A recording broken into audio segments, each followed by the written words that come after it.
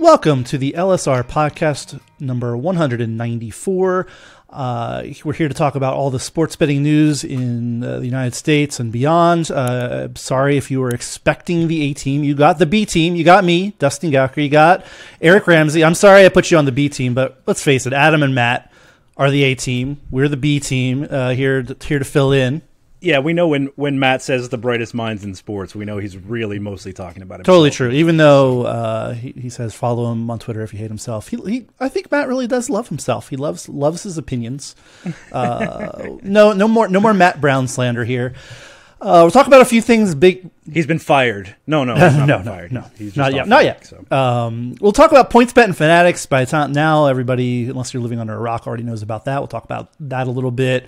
I'll yell. I'm not as mad as I was when I first saw this one story, but I'm still a little mad, so I'll yell. But we're here. We're sitting here, Eric and I, 5 years after the fall of the federal sports betting ban in this U.S. Supreme Court, and we were Eric reminded me of that and the fact that it was once upon a time for you youngins. Once upon a time, it was Eric and I covering the daily fantasy sports and sports betting industries in the U.S. Sports betting before it was this industry in the United States, really outside of Nevada. And it was just kind of us hanging around making Legal Sports Report, and of course Chris Grove, the founder of the site. But for a long time it was you and me, and then Adam, I think, started right around a few weeks before, I believe, the Supreme Court decision came down. Yep. So we just thought we'd take a little bit of time and think back on that. It was a wild time. Eric even dug up the Slack conversation we were having with each other the moment it had, like you were working on a story apparently, and I was like, I don't care anymore. Sports betting is legal. Start over. We're doing something new now. I missed decisions were at 10 a.m. that morning, and I didn't realize I had worked through the 10 a.m. Hard line, and it was 10:06 when I messaged you, and you didn't really care about what I was writing about Genius Sports at the time, although it has turned out to be an interesting story in retrospect. But yeah, it's funny how, kind of looking back at our conversations, just how everything, how sudden it was, even though we had a sense that, maybe it would happen.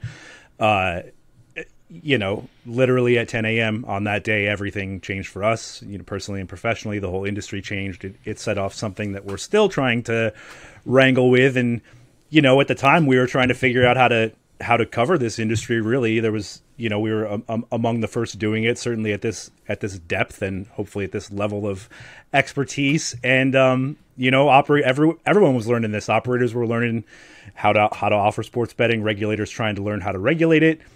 For the most part, through 5 years, it's been a pretty successful endeavor on everyone's part. There's obviously no shortage of nits to pick, little things that have gone wrong here and there. We could chalk it up to growing pains or maybe something larger than that. But, taking a step back, overall, broad view, 5 years, really impressive where we've come from to and it's fun to think about what we were doing. So I actually went to the Supreme Court, covered the case, listened to oral arguments where you can't have a recorder, you can only take notes. So I think I still have it. I think I have the notepad of like dozens of pages of notes I tried to write in real time while arguments were going on, so I could remember that. And then we're sitting around every morning. Like we knew when decisions would drop for the Supreme Court. It's like people who sort of cover the Supreme Court knew this and lived through it, but we're like, oh, is this we know the date, so we're like 10 a.m. log on. Is it the one? Oh, here it is. Oh, Sportsbet New Jersey beats NCAA et al. And then everybody's worlds got turned upside down. It's hard to believe that once upon a time we were like, when I started writing in 2015 and you came in, I don't know when did you start? Too, like about a year later, a little longer than that even. Yeah, late 16, I think. You and I were sometimes scrounging for stuff to write about, some of the nonsense we had to write about. It was a lot of daily fantasy sports. I mean, and to be fair, there was a lot of news around DraftKings and FanDuel and their growth in those days. But it then changed because that morning we're pivoting the site to, we're a sports betting site now. Like, it was not just we covered the news. Also, fun caveat, Legal Sports Report broke because so many people were visiting it that morning. I think we had a story pre-built and we just slapped in, this happened, and we're like, go, and then of course the site breaks because we're a small little operation back then, and we weren't ready for the influx of traffic that we would get that day. So that's a fun little story. But then, yeah, everything changed, and all of a sudden we're like, oh, we're pivoting to, we're going to legislative efforts are starting almost immediately. Delaware decided it was it in like June? I think Delaware just said, we're taking single game bets, right? Almost immediately. New Jersey was early June 6th, I think. New Jersey jumps into legislation to like kind of fine tune what the case was really about New Jersey and what it wanted to offer, but it struck down a federal law in the process. New Jersey jumped into it. We're trying to figure out who the operator is going to be. I famously cold taked myself. I was like, FanDuel and DraftKings are going to have a hard time becoming sports betting operators right away. So I'll own that. But to be too fair, just to me, FanDuel got bought. I don't think they were ready. When they got bought by Flutter, the larger gambling company, things changed for them really quickly. And DraftKings was doing this kind of behind the scenes. Like they were all in on sports betting, right? They were, it was like for a year they had been apparently working on this, and then, we're ready. Then they were ready for New Jersey, like day one. They were I think they were the first operator, right, in New Jersey. So it's crazy to think about where it's all gone and where we sit now too. So I guess that leads us to what, like, this is a really broad question, just kind of lets us riff a little bit, but what's been good? What's been bad? What, as we sit here 5 years later, what's the biggest success you've seen out of the market? Well, it's DraftKings and FanDuel. It's your cold take. We may have had some reasons to believe that they could succeed in this space. It's obviously a lot easier looking back now, but they had gone from state to state, lobbying lawmakers, embedding themselves in these state houses around the country, getting customers familiar with their product, building out teams of people geared toward product. They were putting the pieces in place for this, whether or not it happened. So, in some ways it does seem like it was inevitable in retrospect, but it's still a pretty big surprise that these two fantasy sports companies were able to come into this sports betting industry and really supplant the giants of the Las Vegas Strip, the Caesars and the MGMs and those guys. So, for me, the real story of the first 5 years of widespread sports betting is the story of DraftKings and FanDuel and their dominance. And that's, maybe one of the things that's not so good about where we are today. We probably could use a little bit more competition in this marketplace, some new parties, some new faces, and new brands. I think that maybe the next 5 years we could look to expand in that realm. But the way those two guys have stolen the show of sports betting is what sticks out to me. Yeah, most, and again, I don't think I'm overstating. I don't think there are reasons to believe that DraftKings and FanDuel could win, even after we learned that they're ready for sports betting, FanDuel gets acquired, all of that. I still don't think people believe that this was going to be the way it was. Like, these are daily fantasy companies. They're not really ready for this. The big overseas companies are going to come in here and do this. And again, there was MGM and Caesars already had online gambling operations. They were in New Jersey with online casino. They had, we thought, they also have all the advantages because they often have, and some of the other regional casinos, we knew this was going to run through casino licensing, land-based casino licensing, which is what happened in most of the country. And I don't think people really understood that it's not going to be just open season, whatever state legalizes it. It's going to be tethered to casinos almost everywhere. And MGM and Caesars, I think, and to a lesser extent, Penn and Boyd and other ones had this ingrained advantage that they were going to have the market access right away, and that market access kind of turned into whoever wanted to pay for it, and DraftKings and FanDuel would pay for it, or there was enough access for everyone, or what have you. So some of that early advantage went away.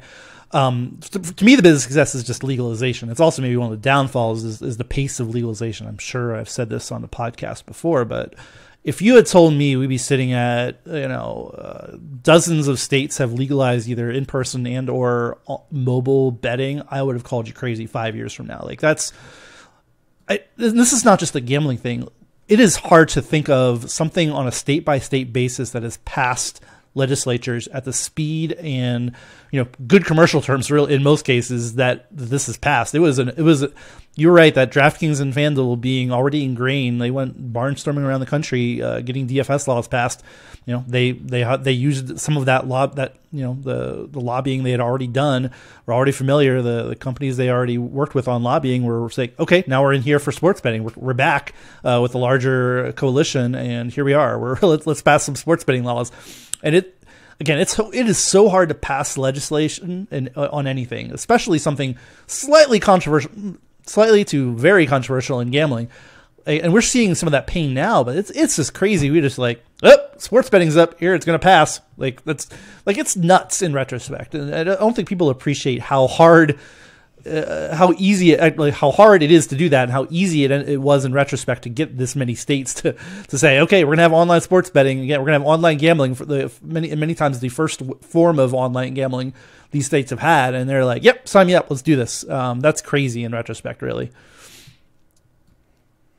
A lot of that movement was fueled by unrealistic revenue projections in a lot of the state houses, which was kind of an amusing thing to watching these absurd numbers get thrown out. Finally, people have started to kind of come back to earth on that, but that also permeated the M&A part of sports betting, the evaluations. This is a big industry, bigger than most people expected, but it's not as big as people in 2019 would have argued it was with these valuations and with these revenue projections. We saw some monumental acquisitions and mergers that have played out to varying levels of success. We spent a lot of time talking about FanDuel. Did you remember that it was May 14th that the FanDuel acquisition happened? That was a busy day in a lot of ways, including the first news that Paddy Power was going to be acquiring FanDuel. Really has set off their charge in the U.S. We had a $2 billion acquisition of the score tech from Penn, several up in the $1 billion range and in the high hundreds of millions. And obviously that becomes interesting. We're going to talk later about the PointsBet acquisition and what the valuation is today. But, it's been apart from the legislative side of things, it's been amusing to sort of watch this M&A ship, this tide ebb and flow over the past. Which leads us to maybe what's been bad, or what we think are the worst parts of it. I think that speed has been a downside, because I'm not sure how many of these states are taking sports betting regulation real seriously, or they passed it. Yes, they regulate it, but on a state-by-state basis, what is any single state really doing other than rubber stamping a license? Now, yes, they're doing, everybody's doing something. I'm sure there's some regulators who listen to this that would take issue with that, but I don't see regulators coming out and being an active voice. And then which is crazy when we see Ohio come out. Ohio, of course, legalized, passed a law last year, launches on January 1st, and all of a sudden Ohio gaming is they are leading the charge. They are creating change in the marketplace in a good way, I think. And some of this is man, if we had been doing this 5 years ago in every state, maybe we'd have a little cleaner industry now. Jersey, I think, has done a good job all along, but they've been the proxy through which everybody else has kind of said, yeah, this is okay, we're gonna New Jersey's regulated it. These guys are good. I just don't it's crazy to me. We had New Jersey kind of on the lead end, has done a good job, I know. And then on the back end, we have Ohio suddenly coming in and cleaning up some of the mess we've seen, and it's getting rid of risk-free bets and free bets, and cleaning up the fantasy sports and sport versus sportsbook era. They've just done a lot of good things, and it's where have the dozens of other states that have passed sports betting legislation and regulation? Where have they been? Because you don't hear a whole lot about them, and we have several instances. We have the college betting scandals, and we're not sure how much in any single state, how much are they doing on this? What are they doing? We have this Washington Post story about MGM and a bet, and the Virginia regulator is kind of well, I don't know what to do for you when a customer comes and complains, and just kind of had no comment. I understand some of this happens in the background, but this is a new industry, and you need strong regulators to really make this work. And I'm not sure we've seen that in certainly not in every state in the union. Now, again, there's exceptions. I'm painting a very broad swath, and I'm sorry if you're on the good end rather than the end that's not doing a whole lot. But there's some of that out there. Yeah, most of the regulation has been good. If when we're not hearing about problems, it's probably okay. But the fact that these operators have gone into Ohio and Massachusetts is another one that's really turning the screws on, really imposing strict regulation in a way that these operators apparently have not had to deal with in the other 33 states around the country. So that's interesting. And unfortunately, to your point, most of the regulatory news we've had over the first 5 years was kind of really bad. It was the stuff out of Tennessee with the payday loan company having their license in jeopardy. It was the whole debacle in DC with the DC Lotteries contract, and they're the regulator as well. So there's, we've had a couple instances of really, really big lapses in the regulatory process, but hopefully these recent, crackdown, for lack of a better term, in Ohio and Massachusetts, hopefully that's a sign that regulators are, learning as well too. Hopefully knowledge is getting passed from state to state over time, and just as the body of regulators, the national body of regulators becomes more educated, hopefully we'll start to see a little better oversight. Yeah, and for some reason we still have monopolies out there, including the one here I experience in Oregon. We have, the aforementioned DC. We have New Hampshire. Like I understand everybody wants, maybe that makes the most money for the lottery or whatever or the state, but at the same time, this is not just we should be creating that choice that you talked about. It's we're running monopolies for sports betting. Rhode Island, another one. That's just dumb. Stop it. And the amount of money, sure, maybe you collect a little bit more money, but you could, lower the tax rate, let a few people in, and get more, have more. If you have anywhere you have FanDuel and DraftKings, you should be doing better, right? If again, DraftKings holds a few of these monopolies, but I do wish we'd kind of realize that this is not just make money for operators and states at all costs. Let's have the best options out there for everyone. Have a free market. That's what kind of the U.S. has always been about. Instead, we're creating monopolies where they don't need to exist. So that's another one of the bad things. Anything else you see on the bad end of the spectrum over the years? I mean, we've had, we've certainly had a rise in gambling addiction or reported instances of gambling related harm. And that's something that the industry is going to have to take a real hard look at over the next 5 years, hopefully with some increased funding. The regulatory pressure is a part of what's helping address that. It's something that operators should be eager to get out in front of before we, start to go down the path that other global jurisdictions have gone down with more significant repercussions on the way they do business. Certainly, the spread of this industry has at least laid bare the need for better education around responsible gambling from everyone, from operators and regulators right through to the customers. Yeah, and again, I'd almost argue Ohio is the leader on this front by making everyone examine the language we're using for promos, and the media industry is guilty of this too. Everybody was saying risk-free, free bets. These were not risk-free or free bets. We just kind of everybody went along and said this is okay. I mean, it's risk-free-ish, it's free-ish, but there was always strings attached, and that was, it was really not quite honestly not honest advertising. So it's good that I'd say we're. That's part of a bigger bad thing too, just around advertising in general. We've seen pretty poor behavior overall in operator advertising, just poor taste, I guess, for lack of a better way to put it.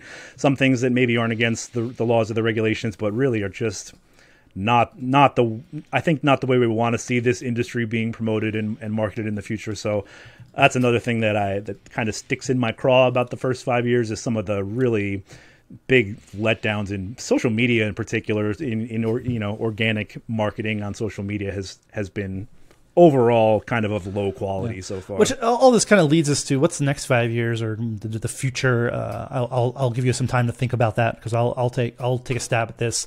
I was just at the SPC conference in New Jersey and New York, and I was actually an event sponsored by GeoComply. It's a much smaller event with some startups and all of that. And one of the founders in the fantasy sports space called Wave 1 of sports betting baked. And I'm kind of like, you know what? You're kind of right. It's this wave 1 is over. Everybody's going to take this time, I think, to evaluate what's next, because we have Kentucky launching probably in the fall, probably before NFL season. We may get North Carolina across the finish line here this year, but after that, man, there are not launches coming quick and fast and furious. Again, just because of we've already legalized a lot of places, and if you're counting on California, Texas, or Florida, good luck to you. California, again, we talk ad nauseum about it on this podcast, but I'd be surprised if we're even 5 years away at this point. Like that's kind of the best case scenario, I think, for passage. Texas, we'll talk a little bit more about that. That's dead for this year. So now we're 2 years out from even trying again in the legislature. And Florida is caught in federal courts, probable monopoly run by the Seminoles and Hard Rock there. So it's baked. We have a bunch of product that, same game parlays have been a great success and all of that, but we have a bunch of homogenous product here in the United States that it's a bunch of lines. You bet. It's a fine experience, but like there's been very little innovation in our space in these 5 years, and I hope and pray that that's what comes next. Is like, okay, everybody's not chasing their tails, working like, oh, we're going to legalize. What's the next state to legalize? What's the next state to legalize? This goes pretty much to the entire industry, but like what is next for all of us to grow the industry from where it is without just launching states? And I think that's on a lot of people in all of this. And I agreed with that assertion that's baked. Like I want to see what hopefully wave 2 version 2.0 of sports betting is a little more exciting than, oh, now it's here, it's exciting that we have it, now what's next? Yeah, on the legislative front, if your state doesn't have sports betting by now, there's probably a complicated reason that it doesn't have sports betting. There's a few that we could pick off the map that seem a little easier than others. Georgia has been, in the works for a long time. Missouri has gotten real close to the finish line. Those maybe are the next wave of likely states, but you start thinking about states like Utah and Idaho, Alaska, that just are very unlikely to even consider the issue, let alone get something across the finish line. So yeah, we're at where we're going to be on the legislative front for the most part. And then product has been good enough. I think you and I have had this conversation recently. It hasn't really taken much to win the product race right now. It's FanDuel and DraftKings winning that too, and their product is really good, but it's not at best in the world level yet. And I think there's a sense among some of us in the industry that someone might come in with a best in the world product, whether it be someone like Bet365 or someone like Fanatics building something from the ground up. Product hasn't been especially important to date, but I get the sense that the next wave of product developments might really shift the operator landscape in this country. If anything is going to do it, shake up the current duopoly, it'll probably be an innovation on the product side. Yeah, I mean, that's where I'm excited about the next wave. I think everybody will have time to do it too, and there's going to be more consolidation. Like again, we're going to talk about PointsBet Fanatics here in a second, but there's going to be time to think about this product. What does the consumer want? Because I think everybody just like I don't even know what I want, but I know the sports betting experience as it exists in the United States isn't that exciting. It is like betting sides, putting a parlay together, taking as you know, I'm quite successful at taking the pre-built same game parlays. I dismiss these people who who go out there and do pre-built same games parlays and lose. I bet them fairly regularly because I'm lazy and not a sharp sports bettor, and I win some of these. I'm sure I'm a net loser overall, but there's just a lot. I think there's just more to come, and that kind of excites me to see what is next in version 2.0 of sports betting in the United States. Before we move on to the news of the week, any other final thoughts about where we've been for 5 years and where we're going? No, not really. It's, again, another conversation we have. It seems like it was yesterday that this all happened, that, PASPA was repealed. And in some ways it seems like it was decades ago. There's a lot has happened in the last 5 years, almost overwhelmingly so. It didn't, the pace of news really didn't slow down for a couple years after PASPA. We're finally just now starting to have some breathing room and starting to, revisit things that we haven't had time to. So, yeah, no real thoughts other than utter exhaustion. I hope Adam will let me have a nice long vacation here sometime this summer. Again, once upon a time, you, me, and Adam on a hope and a prayer do an LSR. Now Adam runs a large team of people gathering all the news, and again, the version 2.0 of news gathering is also like the industry. Like it was very easy, and like all we could really do is just regulation, legalization. That was all of it. So now we turn to the business of sports betting, and that's just as fascinating and good. I think a good segue into Fanatics and PointsBet here. Again, unless you're under a rock, you saw the news that Fanatics, this is not 100% official yet, but Fanatics plans to buy PointsBet for the sum of $150 million US. There's still some T's to be crossed and I's to be dotted before all this happens, but it looks like it's going to happen, which, again, fascinating deal. My first reaction was, man, it's pretty cheap. The number being floated for that everybody had been heard is like, $500 million for PointsBet, which even that kind of sounds low given some of the M&A that's happened in the past 5 years. But what were your thoughts when you heard this news? Yeah, same thing. I had several people reaching out as this was materializing over the few weeks before, asking me to spitball valuations, and I didn't have a guess. I was thinking probably several $100 million was a good number, and then you see the price tag and it looks low, but maybe the best case scenario for PointsBet financially, they really didn't have a path to profitability in this market, hadn't really demonstrated that they were able to compete. Despite having a product that's good and differentiated, they just didn't have it going for some reason in the US, and probably, this is probably a fair value for their operation at this point, despite, all they've invested in it. So I think, probably just a disappointing result for everyone on the PointsBet side. I think this is probably not what they had in mind when they, began this voyage in the US a few years ago. But in a lot of ways is not a surprise as we've, watched their story fail to progress. I think somebody should go back in the podcast and figure out the first time we said PointsBet was an M&A target. It was probably not quite near the beginning of the podcast in 2019, but certainly a couple years ago, I'd imagine. And certainly if PointsBet had sold 2 to 3 years ago, it would have been a multiple of the $150 million it ended up selling for.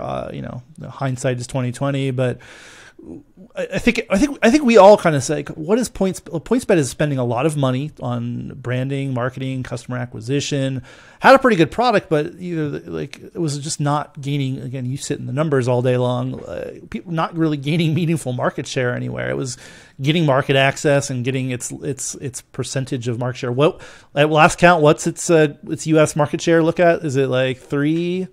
A couple, maybe 3% of the market, on the high side, 3. And again, they were already they were getting that market share with, again, being marketing pretty aggressively. They have this deal with NBC Universal for a lot, hundreds of millions of dollars of branding, and over the years, it was just I think we all just take, what is the end game? What, if they're already spending this and they're just not getting a ton of adoption, what is different? And again, they did this with a pretty good product, I'd argue, one of the best products in the U.S. market right now, and even points betting, which is a differentiated product that really didn't catch on, and maybe we weren't ready for, or isn't that great of a product, but it's at least different than a lot of what we have in the U.S. space. So to me, the number is what stuck out, because we already mentioned most of the things. The score for $2 billion, I don't think the score would be selling for $2 billion. Again, the score is a media organization as well, but I mean, it was bought for, to be a Canadian sportsbook and for the tech. I don't think you would have needed to spend that. Again, Barstool, the Penn Entertainment finished the purchase of that. Again, a successful media empire on top of that, but they were really buying it for I think they believe they were going to be number one in sports betting because of, slap Barstool on there, have the media, have all their media personalities say, go bet at Barstool Sportsbook, and this is going to work. That was the final purchase price of that was over $500 million.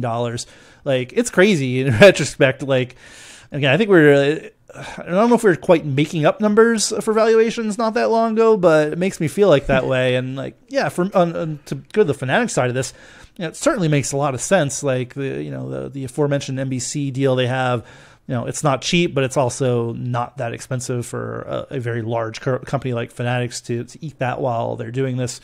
They have the in-play tech in the background that I think is probably one of the more valuable parts of this. They have, albeit a small user database that PointsBet has already put together. Again, a better product. All the money that PointsBet has spent on marketing and branding is up in smoke, because we'd all presume that PointsBet goes away once the deal is final. I don't see any reason why it wouldn't. So, I mean, it makes a lot of sense for Fanatics. They're apparently by all accounts, maybe bidding against themselves. They were really the only legit buyer. And the PointsBet side, it sounded like like I think you alluded to this, they were kind of just out of money, right? They had all this, they were going to continue losing money this year, and they were going to have to go. It was reported that they have to go raise to keep going. So this is really, I think everybody, PointsBet had to exit. Fanatics, I think values everything it's going to get out of the PointsBet deal, and it'll be fascinating. I think it makes Fanatics a better player in the short term too. Because I continue to go on record again. Will cold take me in 5 years that I'm not sure the database that Fanatics has is that great. I know we beat this one. Maybe you don't beat this dead horse on the podcast, but I do. Are people loyal to the Fanatics brand, or are they just like the stuff that Fanatics makes and the licenses they have? I don't think people are like, yay, Fanatics is a great brand. They happen to make the jerseys and the hats, and they have these relationships that everybody has. I don't feel like, oh, Fanatics, yes, I love Fanatics, I'm going to bet with them too. Is that a thing? Am I crazy? I'll tell you, I'm more bullish on this fan cash promotion than most people seem to be. You're essentially getting your sports memorabilia for betting with Fanatics. Doesn't matter what the brand is, you're going to get your jersey as rakeback for your parlays. I think that is. Look, I collect sports cards on the side. If I bet $500 on Fanatics, they'll send me a box of sports cards for free. There's something to be said about that. I think we could talk for hours about how this was handled in the poker days, but I think about the way PokerStars attracted its VIP customers with insane PokerStars gift shop. You could buy a Porsche from your time spent playing. Is your Porsche still running, Eric? Do you think there's? I do. Is it still in New Hampshire? Is it still in New Hampshire? Snow out in the yard right now. Is it stuck in New Hampshire?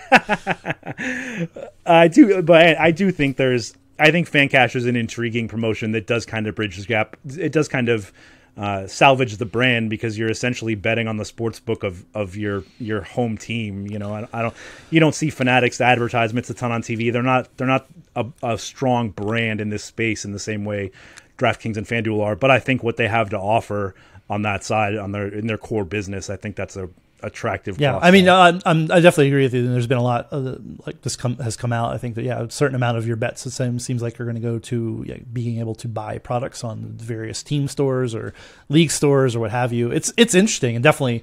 I mean, I think that if that's the way they're activating the email database, I'm with you. I'm a little more bullish. I just don't like. I think some of the other inherent stuff, I get a lot of emails from Fanatics and I ignore them, right? I get or the team store or what have you. I still think the conversion is tough, but I think the retention is going to be great. I think, I'm already betting here. I got a free jersey last year because I'm going to keep betting here. It's an attractive retention and maybe, upfront acquisition tool too, but we'll see. I mean, when we talk about and again, going back to the top of the show, it's DraftKings. People say, "Oh, it's not over." DraftKings and FanDuel haven't won. I'm like, they're not that. Right as we sit here, who's going to really disrupt it? Fanatics has a chance to disrupt it. Even if I'm a bit bearish on it, they're one of the few companies that come in here and do that. Bet365. Again, we say that all the time. If they get serious, they can definitely disrupt as well. But. And right now it'd have to be almost somebody who's not in the space at all that comes in and disrupts, right? Or takes a product and supercharges it. We have the Europeans telling us that this isn't how it's going to be either. They're the loudest contingent telling us these guys aren't going to be the leaders in 5 years. But I agree. I just don't. There's just there's no evidence that anyone has what it takes right now to challenge in this space. We will be having a different conversation come 2028. Everything will be different, I'm sure, but it's really hard to connect the dots and find who's gonna get to 25% market share in this country. Yeah, I mean, there's a lot of space between. It's not over to who's going to come in and do it and how, right?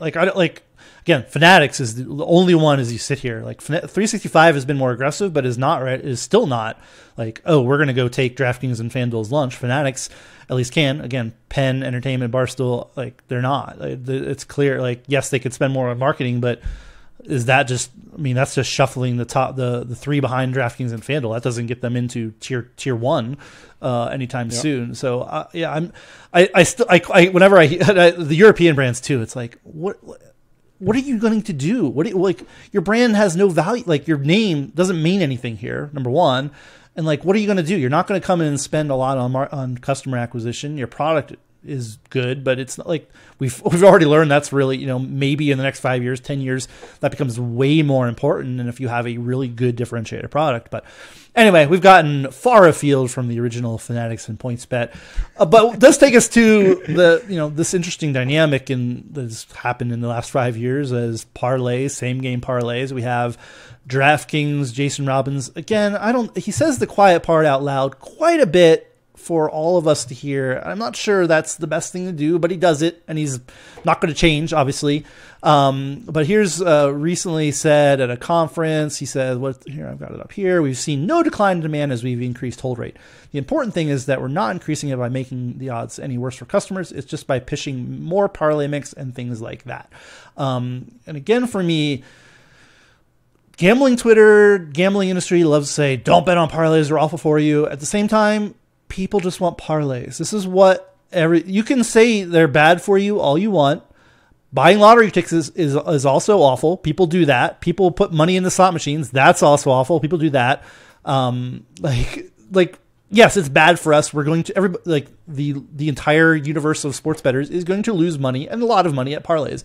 That does not replace the fact that it is what people want. They want a chance to win a lot from a little bit, from placing a small bet.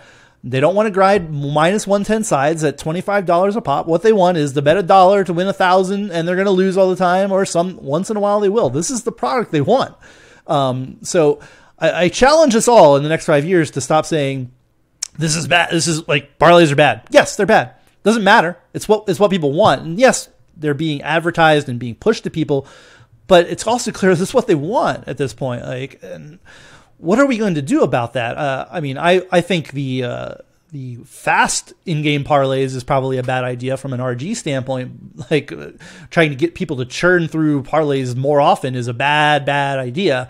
But at the same time, same game parlays and parlays, they're here to stay. They're bad bets, but they can be. And I actually agree with Jason here. They're good for the operator because they make more money, and they're exactly what the user wants. And you can go ahead and disagree with me now if you'd like. No, it's just amusing to hear you say you agree with Jason. First time in history. You agree with Jason Robinson. No, I have nothing really to add. I think it's well said, and I'm in the same boat. We might get a different voice if we had Matt hosting this week, who's a little sharper, better than both of us, a little more avid better. But same thing for me. I just don't have an appetite to sit in and grind straight bets every night for the most part in every game or games I'm not watching.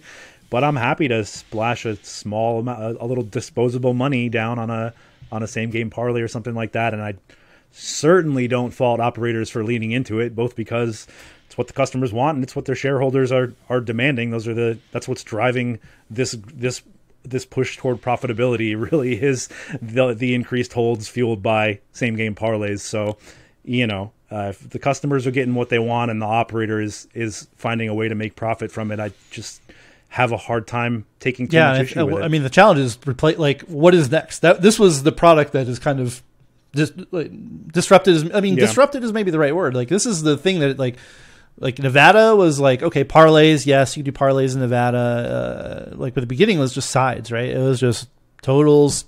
But same game parlays, cross game parlays, You have same now in FanDuel and DraftKings. You can have same game parlay and then tack on some stuff outside. You can do all this now, but what's next? What's the next product that's going to really capture people's imagination? That is again exciting to me. And if you could do something that is good for the consumer but also makes a lot of money, you're brilliant.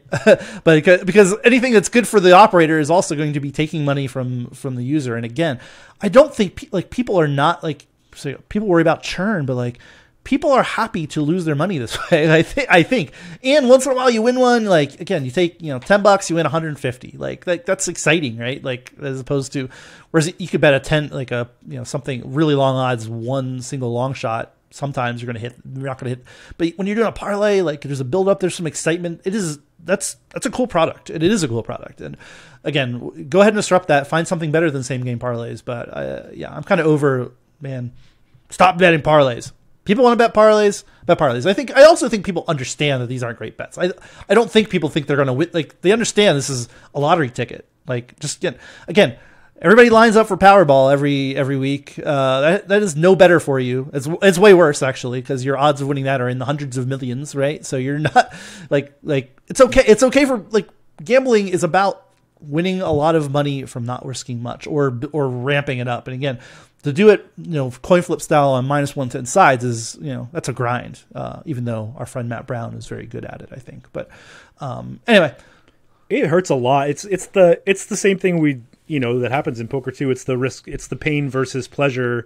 The pain of losing versus the pleasure of winning. The pain of losing, say a $1,000 bet on a -150 favorite. That hurts, that sucks, man. There is no fun in that. When you're betting 1,000 to win 700 and you lose, that sucks. Conversely, betting 5 and winning 150, that's great. That is a great experience for a bettor. So yeah, it makes a lot of sense that everyone seems to be gravitating. Or you lose the $1,000 slowly betting $200 $5 parlays, right? Yeah. That you can argue is almost fun. It's not fun to lose that much money, no matter what you do. Like, I started at $1,000 and now I'm down to zero.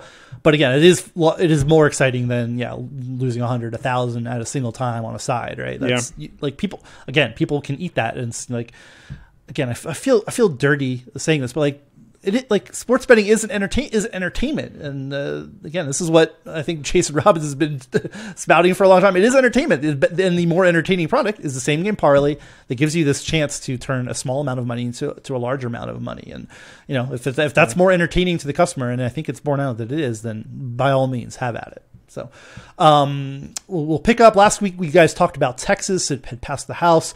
It is now, by all accounts, dead. Maybe you can catch us up with whatever's going on in Texas right now.